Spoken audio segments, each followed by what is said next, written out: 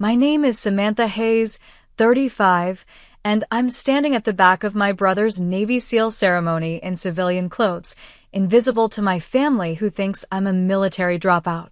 The irony? I'm a colonel in Air Force Special Operations. For national security reasons, I've kept my career secret for years. As I scan the crowd, I notice my brother Jack's commanding general looking in my direction, his eyes widening in recognition. Before I tell you what happened next, let me know where you're watching from. Drop a like if you've ever had to hide your success from people who doubted you. Growing up in San Diego as the daughter of retired Navy Captain Thomas Hayes meant military excellence wasn't just encouraged, it was expected. Our home was adorned with naval memorabilia, and dinner conversations revolved around maritime strategy and military history. My father's booming voice would fill our dining room with tales of his deployments, his eyes gleaming with pride as my younger brother Jack absorbed every word. I listened too, equally fascinated, but somehow my enthusiasm was never quite received the same way. Samantha has a sharp mind, my father would tell his Navy buddies who visited, but lacks the discipline for service. This assessment stung particularly because I'd spent my entire childhood dreaming of following his footsteps. I ran before school each morning, studied naval tactics from his bookshelves, and applied to the Naval Academy with perfect grades and test scores. When I was accepted, it was the proudest day of my life. My father actually hugged me, something rare enough to make the moment feel monumental. "Don't waste this opportunity," he said, his voice gruff with what I hoped was emotion. The academy was everything I'd hoped for, challenging and fulfilling. I excelled in strategy courses and physical training, graduating in the top percentile for both. What my family never knew was that during my third year, I was quietly approached by intelligence officers who had noticed my aptitude in several key areas. They offered me a position in a classified program that required immediate transition and absolute secrecy. The program demanded I create a cover story. The officers suggested the simplest explanation, that I'd washed out of the academy. It would be believable enough. Many talented candidates didn't make it through and would draw minimal attention. I agreed, believing my family would eventually learn the truth when my assignment allowed. I couldn't have been more wrong. "I just don't understand how you could throw it all away," my mother Eleanor said during my first visit home after the dropout. Her disappointment manifested in tight lips and averted eyes. "Your father pulled strings to get you considered." "I didn't ask him to," I replied quietly, the classified nature of my new position sealing my lips from sharing anything meaningful. My father was worse. He didn't rage or lecture, he simply stopped talking about me. When relatives asked about his children, he'd light up discussing Jack's accomplishments at the academy, where he was following the traditional path I'd supposedly abandoned, and then change the subject when my name arose. Thanksgiving dinners became exercises in endurance. "Jack's been selected for advanced tactical training," my father would announce, slicing the turkey with precision. "Top of his class." "We're so proud," my mother would add, her hand resting on Jack's shoulder while her eyes slid past me. "It's comforting when your children find their purpose." My cousin Melanie, always tactless, once asked directly across the table, "So Sam, are you still working that administrative job at the insurance company?" This was the cover story I'd maintained, a boring corporate position that discouraged further questions. "Yes," I answered, swallowing both the lie and my pride. "Still there." "Good benefits, I guess," she replied with a thin smile that conveyed volumes about her assessment of my life choices. Meanwhile, my actual career was advancing at an extraordinary pace. I couldn't tell them about the night operations in countries officially untouched by American forces. I couldn't mention the intelligence I'd gathered that had saved countless lives, or the commendations accumulating in a secure facility rather than on my wall. I couldn't explain the months of silence when I was unreachable because I was operating deep undercover. Each success in my classified world seemed to parallel a disappointment in my family's eyes. When I was promoted to major, my parents were discussing how Jack had been selected for an elite training program. When I received a silver star in a private ceremony, my mother was lamenting to her friends about her daughter who just didn't apply herself. Jack himself wasn't unkind. He simply followed our parents' lead, growing increasingly distant as our supposed life paths diverged. Occasionally he'd call with news of his accomplishments, always ending with an awkward, "So, how's the office job?"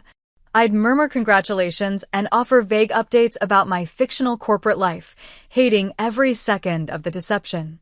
Years passed this way, with the divide growing wider.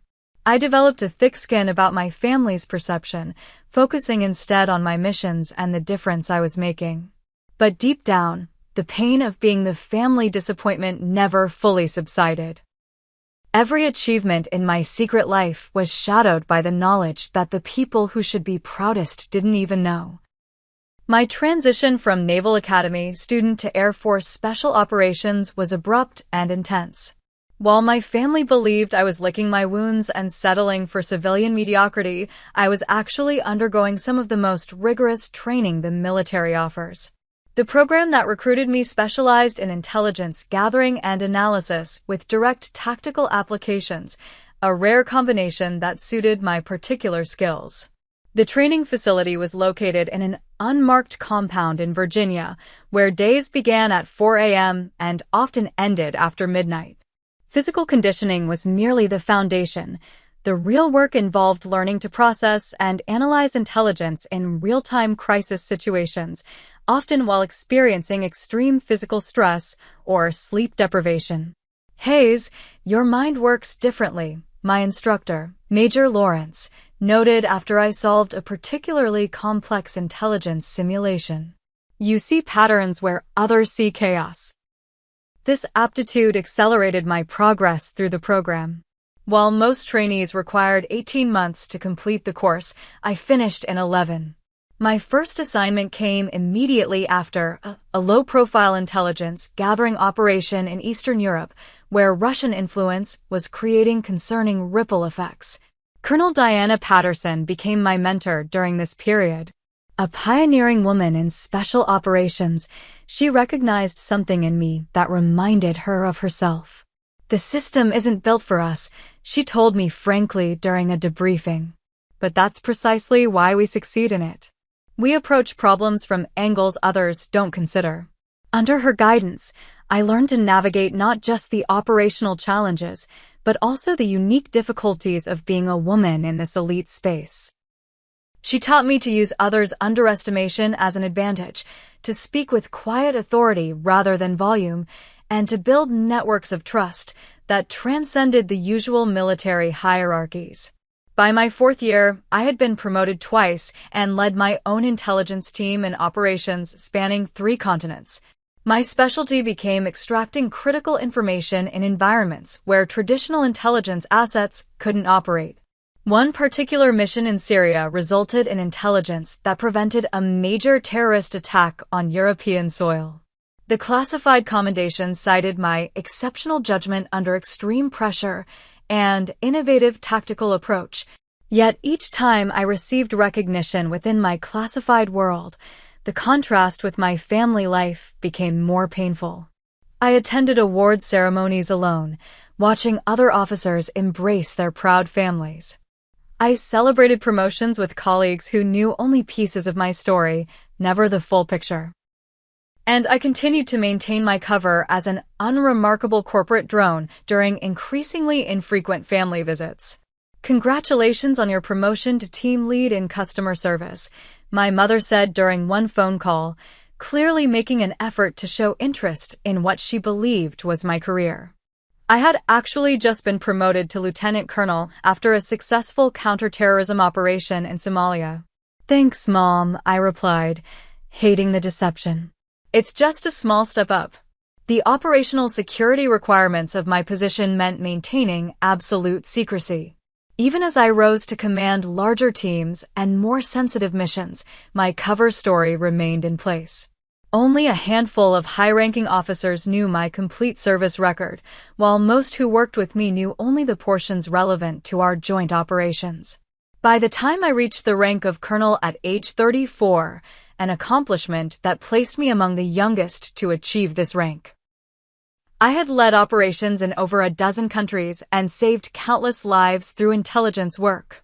My specialty in counterterrorism had expanded to include disrupting human trafficking networks and preventing hostile cyber operations against critical infrastructure. What made my rapid rise even more remarkable was achieving it while facing the additional challenges women in special operations encounter. I navigated skepticism from some traditional military circles, adapted to equipment and tactical approaches designed for male physiology, and developed leadership styles that commanded respect in environments where female leaders were still relatively rare. Through it all, I carried the strange burden of my family's disappointment. Each time I returned from a classified deployment to attend a holiday gathering or family event, I stepped back into the role of Sam the underachiever. I became adept at deflecting questions about my work with vague corporate jargon and redirecting conversations to Jack's increasingly impressive naval career. The weight of these dual identities grew heavier with each passing year. There were moments when the deception felt unbearable, like when my father made a passing comment about people who couldn't cut it in real service, or when distant relatives asked patronizing questions about when I might find direction in my life. But my commitment to national security and the missions I led always silenced the impulse to reveal the truth. The work was too important, the stakes too high. If maintaining my family's disappointment was the price for operational security, I would continue to pay it, regardless of the personal cost. Last Thanksgiving marked a particular low point in my relationship with my family. I'd just returned from coordinating a joint intelligence operation with NATO forces, 36 sleepless hours of tension that ultimately prevented a significant security breach. Instead of recovery time, I went straight to my parents' house, exchanging tactical gear for civilian clothes and the hypervigilance of command for the different tension of family dinner. My father stood at the head of the table, crystal glass raised in a toast. To Jack, he announced, his voice carrying the captain's authority that never quite left him, whose selection for the Elite SEAL training program continues our family's tradition of excellence in service. Everyone raised their glasses. My mother beamed with pride, her eyes glistening. "We couldn't be prouder," she added. I joined the toast sincerely. Jack's accomplishment was significant, and despite our strained relationship, I respected his dedication. But as glasses clinked and congratulations flowed, my mother leaned toward her sister and whispered just loudly enough for me to hear, "At least one of our children is making us proud." The comment sliced through me despite years of developing thick skin. I excused myself to the kitchen, ostensibly to help with dessert, but really to compose myself. My cousin Melanie followed, cornering me by the refrigerator. "So, still pushing papers at that insurance company?" she asked, sipping her wine with an air of superiority. Melanie had recently been promoted at her law firm and never missed an opportunity to highlight the contrast in our careers. "Something like that," I replied, focusing on arranging pie slices rather than meeting her gaze. "You know, my firm has an opening in our administrative department," she offered with faux generosity. "Probably pays better than what you're making." I could put in a word.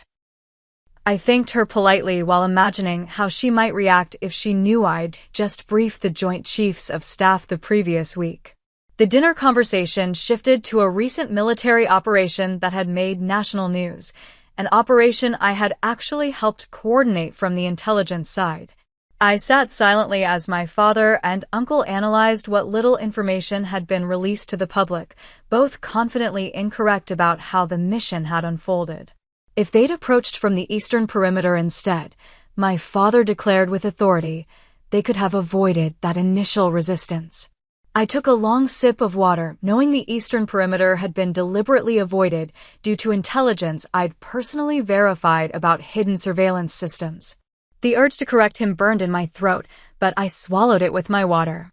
After dinner, Jack announced his engagement to his girlfriend Allison, a naval medical officer he'd met during his training.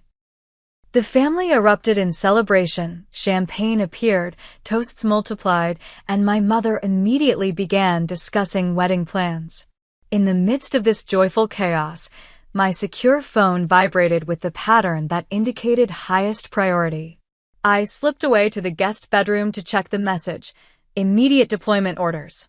A situation had developed that required my specific expertise, with extraction scheduled in 3 hours.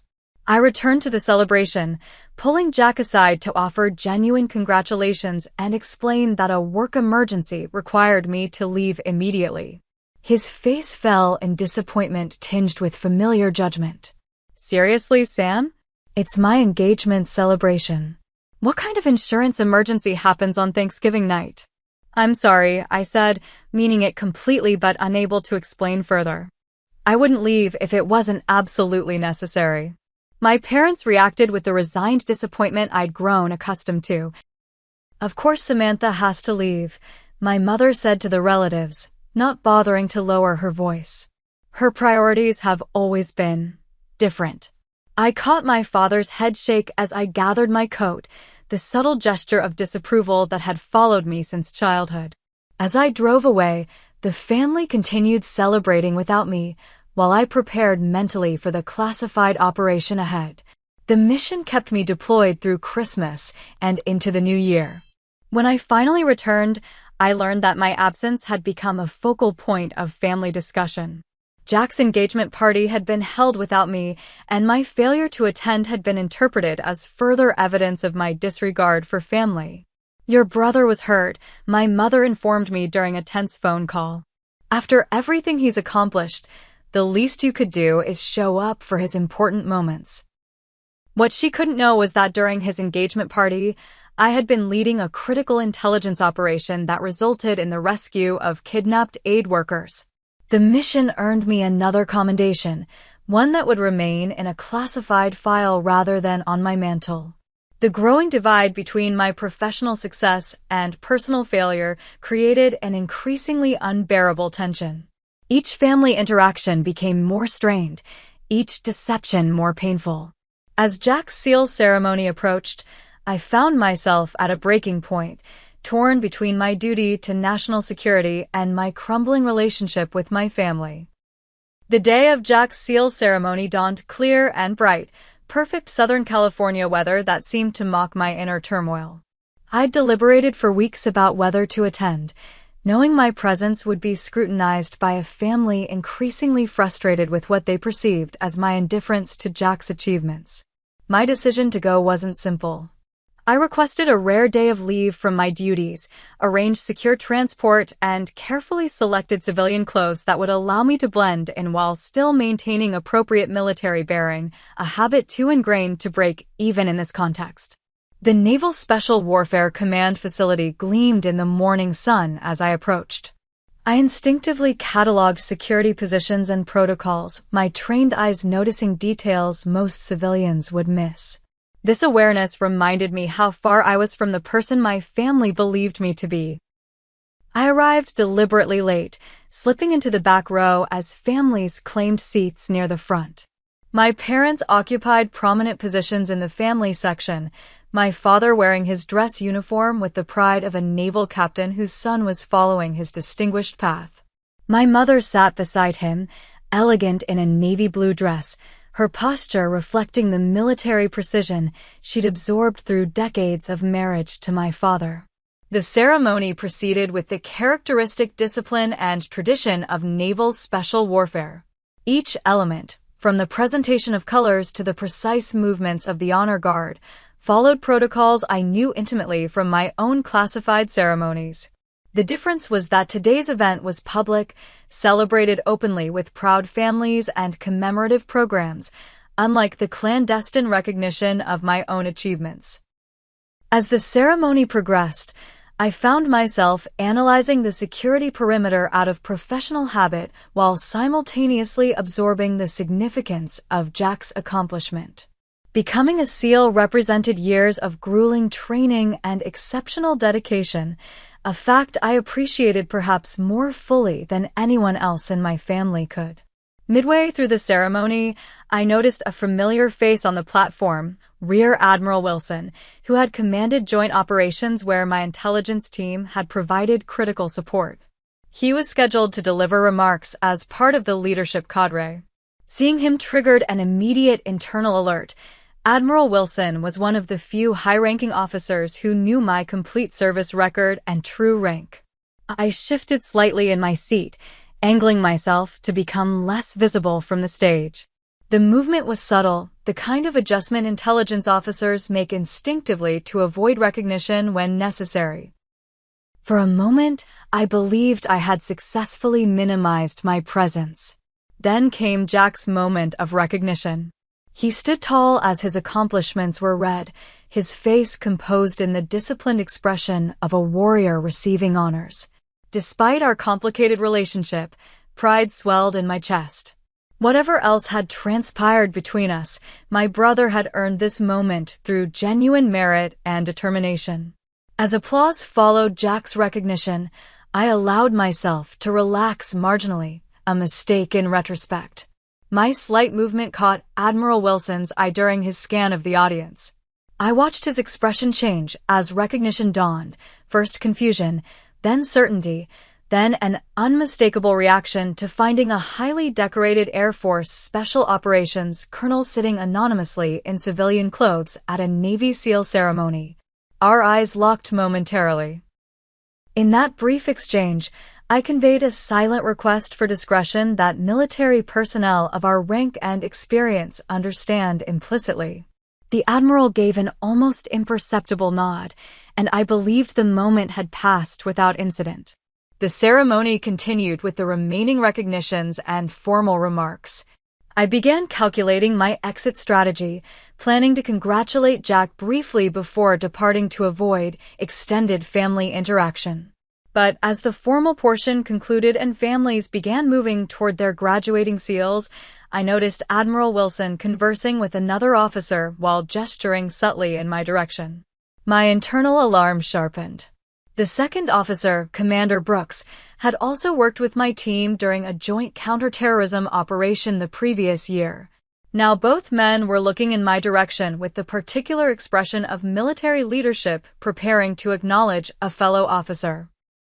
I began moving toward the exit, hoping to evade the approaching confrontation, but the crowd's movement blocked my path. As families surged forward to congratulate their graduates, I found myself inadvertently pushed toward the area where Jack stood with my parents rather than toward the exit I'd been targeting.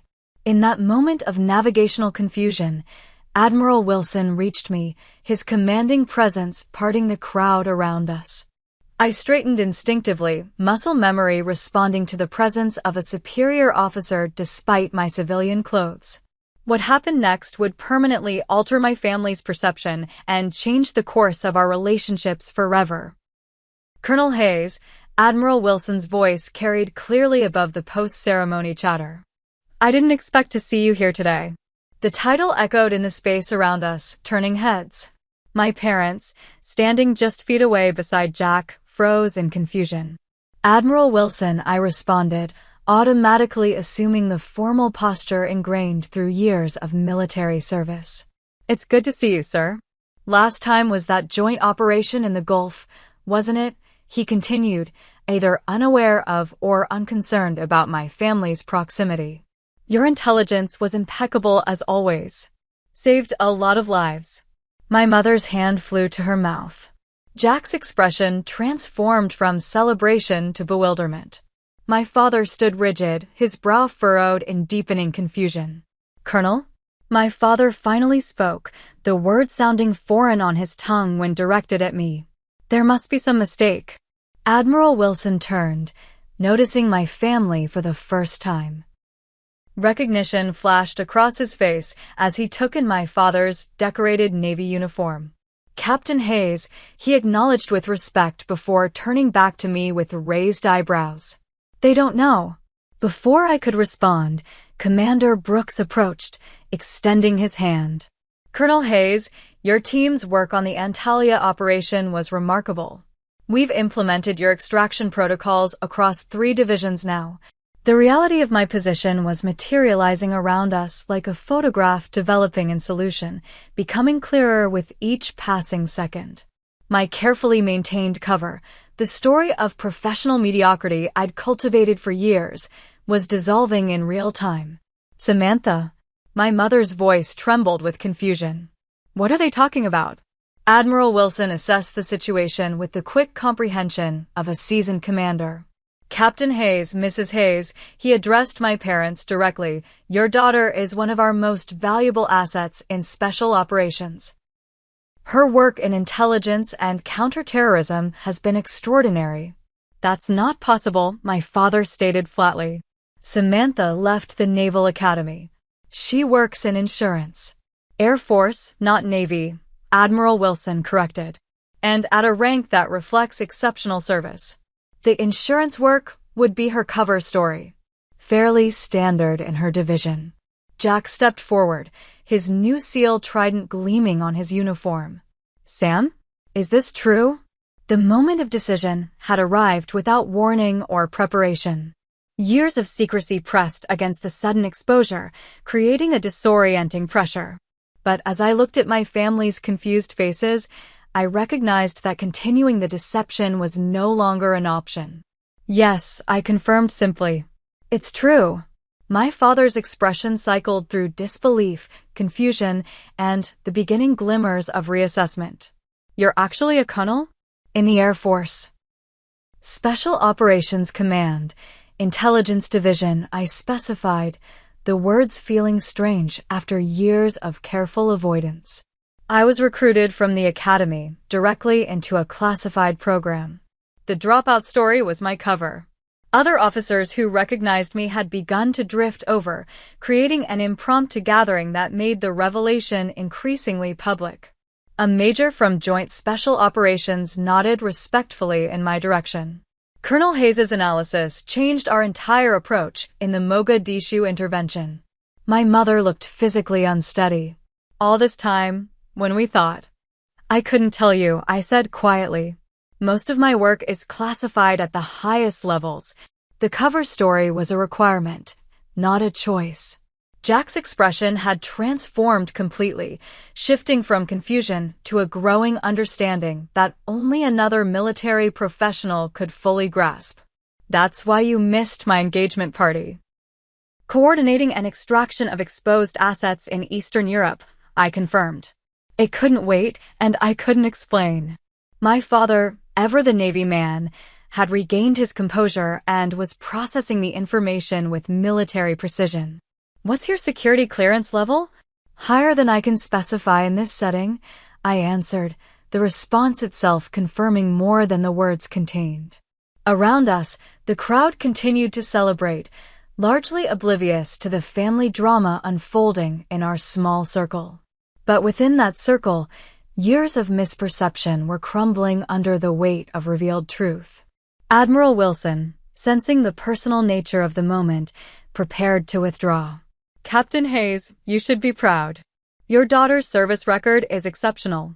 The details are classified, but the value is beyond question. He turned to me with a respectful nod.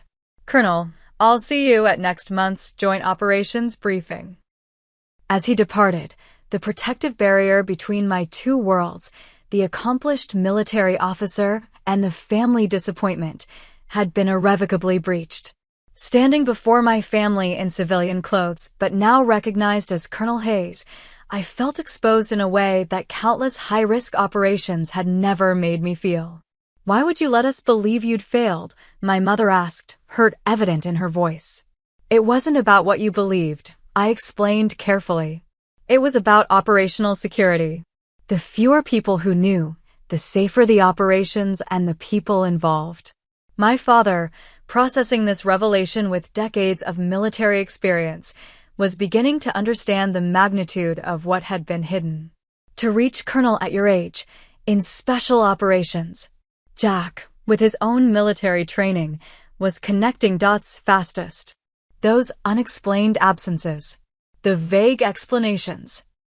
That time you showed up at Christmas with what looked like shrapnel wounds you claimed were from a car accident. Not a car accident, I confirmed quietly. As reality settled around us, I watched my family recalibrating years of perceptions and judgments. The disappointment they had carried and the disappointment I had endured was transforming into something else entirely, something yet undefined but irrevocably changed.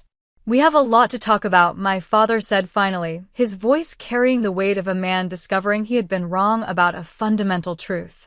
Yes, I agreed. We do. The family dinner following Jack's ceremony took place at an upscale restaurant near the base, a celebration planned long before the day's revelations. What should have been exclusively focused on Jack's achievement had now become something else entirely, the first honest family gathering of my adult life. We sat at a private table in the corner, security conscious even now. My father ordered wine with uncharacteristic generosity, perhaps recognizing that this conversation required social lubrication. Silence hung heavily as menus were studied with unusual intensity, everyone avoiding the elephant in the room until the waiter departed with our orders. So, my father began, setting his water glass down with precision, a kernel. It wasn't a question, but I nodded confirmation. "That's remarkably fast advancement," he continued, the career military officer in him automatically calculating the timeline. "Especially for someone in." He lowered his voice, "special operations." It was a unique path, I acknowledged. The program I was recruited into accelerates promotion timelines based on field performance rather than standard timing grade requirements. My mother, who had been unusually quiet, finally spoke. "All those times we thought you were being flaky or irresponsible, disappearing from family events, being unreachable for days. I was deployed, I finished for her. Often in locations I can't name, doing things I still can't discuss." Jack leaned forward, professional curiosity mixing with brotherly reassessment. "That scar on your shoulder from 2 Christmases ago?" "Kabul," I said simply. Extraction operation went sideways. My father's face tightened. The career naval officer understood immediately what went sideways typically meant. "And we were giving you grief about missing family photos," my mother whispered, horror dawning in her expression. The conversation paused as our salads arrived. When the waiter departed again, my father asked the question that clearly bothered him most. "Why the Air Force? You were at the Naval Academy." I had to smile slightly. Of course, that would be his first substantive question. The program that recruited me operated jointly, but was administratively housed under Air Force Special Operations. The work suited my particular skills, regardless of branch. "Which are," he pressed. "Intelligence analysis under high-pressure conditions. Pattern recognition in asymmetric environments. Asset development and management. Some other specialties I can't detail." Jack whistled softly. "That's the heavy stuff, Sam." My mother was struggling to reconcile the daughter she thought she knew with this new reality. "But why couldn't you tell us anything? We're your family." "Operational security," I explained gently. "The nature of my work means that knowledge of my real position could potentially endanger operations or expose networks." The cover story was created and maintained by the program, not by my choice. For 12 years, my father challenged, the hurt beneath his question evident despite his military bearing. "Not one word of truth?" "That's the job, Dad," I said simply. "You of all people should understand that some positions require complete compartmentalization." He fell silent, military discipline acknowledging what the father in him wanted to deny. The main course arrived, providing another brief reprieve from the intensity of the conversation. As we began eating, Jack broke the tension with a short laugh. "So, all those times I was bragging about my promotions and assignments. You were talking to someone who was briefing Joint Chiefs," I finished with a small smile. "God, I must have sounded like such an idiot," he groaned. "You didn't," I assured him. "Your accomplishments are real and significant. Different operational areas, different challenges." My mother set down her fork, her food barely touched. I keep thinking about all the things we said to you over the years. The disappointment we expressed, the judgments. You didn't know, I said. You couldn't have. But we should have trusted you, she insisted, tears gathering. We should have seen that there was more happening than what appeared on the surface. Instead, we just wrote you off. The raw truth of her statement hung in the air. They had written me off, creating a narrative of the disappointing daughter that fit the limited information they had. My father, always less comfortable with emotional displays, redirected slightly. Your upcoming promotion. Admiral Wilson mentioned a briefing next month. Are you being considered for Brigadier General? I confirmed quietly. It's not finalized yet. His eyebrows rose sharply. At your age? That would be unusual, I acknowledged. The recommendation is based on the Tavros operation results. That's all I can say about it. My mother wiped her eyes. And we wouldn't have known about this either? If today hadn't happened. I hesitated, then admitted the truth. Probably not the details now. You might have eventually learned I was military, but specifics about rank and position would have remained classified. The meal continued with questions I could answer intermingled with ones I couldn't. The boundaries of classified information remained even in this new openness, creating an imperfect but vastly improved communication. For the first time, my family was seeing the outline of my real life, even if many details remained in shadow. After dinner, my parents invited me back to their home, a gesture that felt significant after years of emotional distance. In their living room, my mother disappeared briefly before returning with a dusty box. I kept these, she said, setting it between us. Even though I didn't understand why you'd want them. Inside were mementos from my academy days, my midshipman's cap, academic awards, photographs. Items that would have made no sense to preserve for someone who had supposedly failed out, yet she had kept them anyway. Some part of me never believed the story, she admitted quietly. It didn't fit the daughter I raised, but I couldn't imagine an alternative explanation. My father, after several drinks and hours of processing, had grown unusually reflective. I was hardest on you, he acknowledged, military directness applied now to personal failing. When we thought you'd washed out. I took it personally. Made it about my legacy rather than your path. I understood why, I told him honestly. And maintaining the cover story was part of my duty, even when it was difficult. Duty, he repeated, the concept resonating deeply with his naval corps. At the expense of being known by your own family. Jack, who had been listening quietly, finally spoke again. But things can be different now, right? I mean, we know the basic truth, even if details stay classified. It was the question I'd been considering throughout the evening.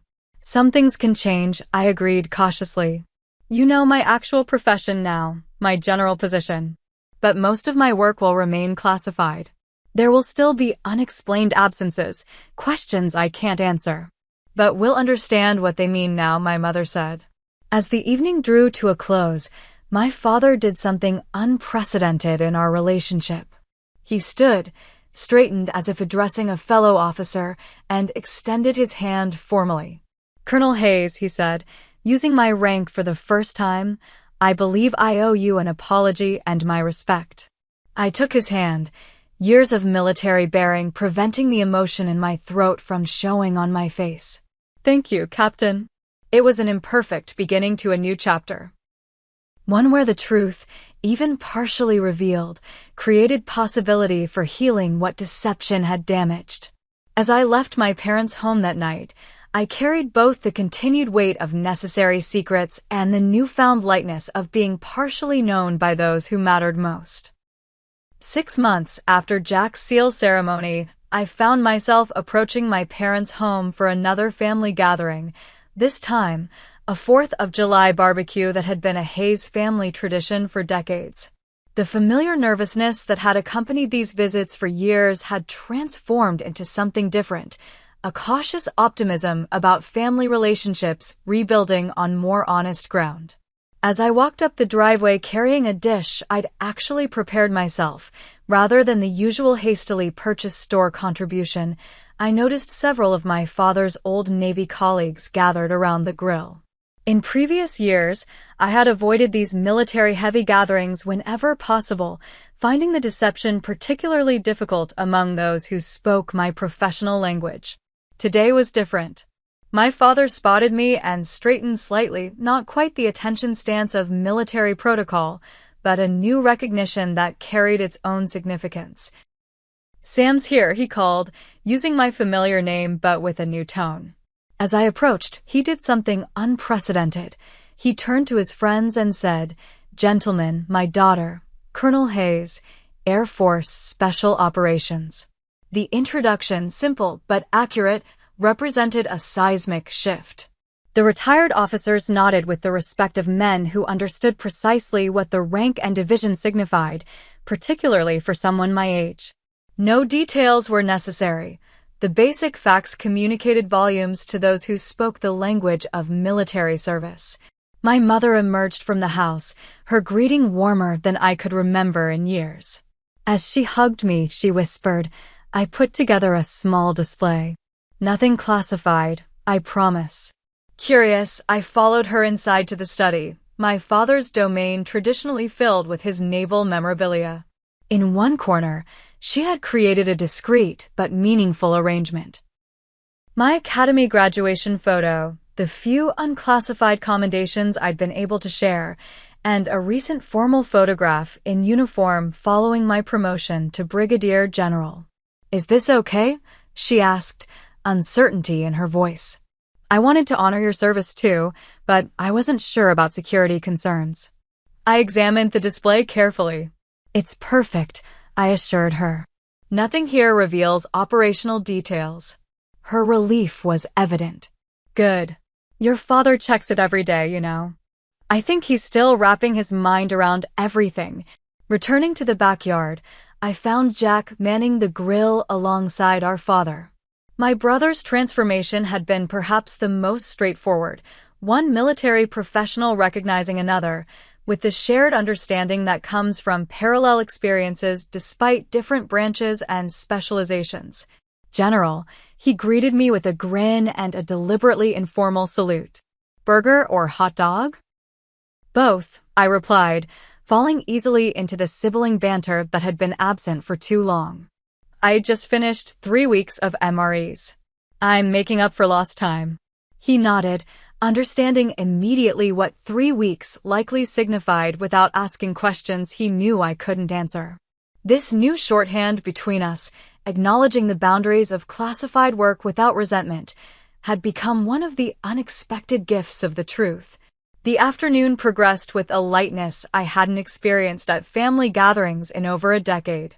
Though many topics remained off-limits, my recent deployment locations, the nature of current operations, the specifics of upcoming assignments, the fundamental truth of who I was and what I did now formed the foundation of our interactions. My father, always more comfortable with actions than words, found ways to express his changed perspective. He introduced me to his colleagues with unmistakable pride. He referenced my operational insight when discussions turned to current military affairs. And most tellingly, he deferred to my expertise in areas where Air Force operations intersected with naval concerns, a professional respect that meant more than any verbal apology. As evening approached and we gathered for the traditional Hayes family photo, I stood beside Jack, both of us now recognized for our service rather than compared by it. My mother arranged us with the precision of a longtime military spouse. "My children," she said to a neighbor who was taking the photograph, "both serving their country, just in different ways." The simple statement acknowledged the parallel value of our different paths, a recognition that would have seemed impossible a year earlier. Later, as fireworks illuminated the sky, my father joined me at the edge of the yard, where I'd stepped away briefly to check a secure message. "All good?" he asked, the question encompassing more than the immediate communication. "Yes," I confirmed, returning the phone to my pocket. "Nothing urgent." He nodded, gazing upward at the patriotic display rather than at me, a military man's approach to emotional conversation. I've been thinking about what it cost you, he said finally. Carrying that cover story all these years. Bearing our disappointment when you were actually doing my job. I finished when he trailed off. That's all it was, Dad. The job I was assigned, with the parameters required. But the personal cost, he insisted, still watching the fireworks. Missing the recognition you deserved, even from your family. I considered this, formulating my response with the same care I applied to operational assessments. There's something freeing about being evaluated solely on your work, without external expectations or family legacy influencing perceptions, I offered. In some ways, starting with a blank slate let me define my own path. He absorbed this perspective thoughtfully. Still, I regret the judgments we made with incomplete information.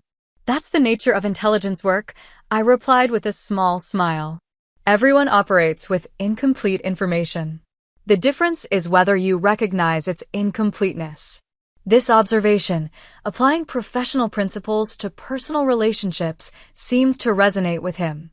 A fair assessment, he acknowledged, military precision in his nod. As we rejoined the family gathering, I reflected on the strange journey of the past 6 months. The revelation at Jack's ceremony had not instantly repaired years of misunderstanding, but it had created space for something new to grow. The family that had once seen me as their greatest disappointment was now navigating a recalibrated relationship based on partial truth, the maximum disclosure my position allowed. 2 weeks later, I stood at attention during my promotion ceremony, the stars of a brigadier general being affixed to my uniform. Unlike previous promotions celebrated only among cleared colleagues, this one included 3 seats in the family section, occupied by my parents and brother. The technical details of my accomplishments remained classified in the official citation, cloaked in the deliberately vague language of special operations. But the pride in my family's eyes needed no detailed explanation. They understood enough now, not everything, but enough. As the ceremony concluded and I joined my family, my mother embraced me with tears in her eyes. I always knew you were exceptional, she whispered. I just didn't know how. My father, ever the naval captain, extended his hand for a formal shake before professional composure gave way to parental pride, and he pulled me into a brief, tight hug. Well done, General Hayes, he said gruffly. Well done. The journey from family disappointment to recognized professional had been complicated by necessary secrets and security requirements that would never fully disappear. But standing with my family, accepting congratulations for an achievement they could finally acknowledge, I found peace in being partially known, an imperfect but meaningful visibility after years in the shadows. For anyone who has been misjudged or underestimated, there's a powerful lesson in this experience. Sometimes the truth emerges in unexpected ways, and sometimes the perceptions others hold aren't reflections of reality, but simply products of limited information. The worth you create through your work and choices remains valid even when unrecognized, and authenticity, even when necessarily incomplete, creates possibilities for connection that deception cannot. Have you ever been misjudged based on appearances or assumptions? Or kept parts of yourself hidden for necessary reasons? I'd love to hear your stories in the comments below. And if this journey of family reconciliation and professional recognition resonated with you, please hit that like button and subscribe to hear more stories of resilience and unexpected revelation. Thank you for listening to my story, and remember, sometimes the most powerful truths are the ones we carry quietly within us until the right moment for revelation arrives.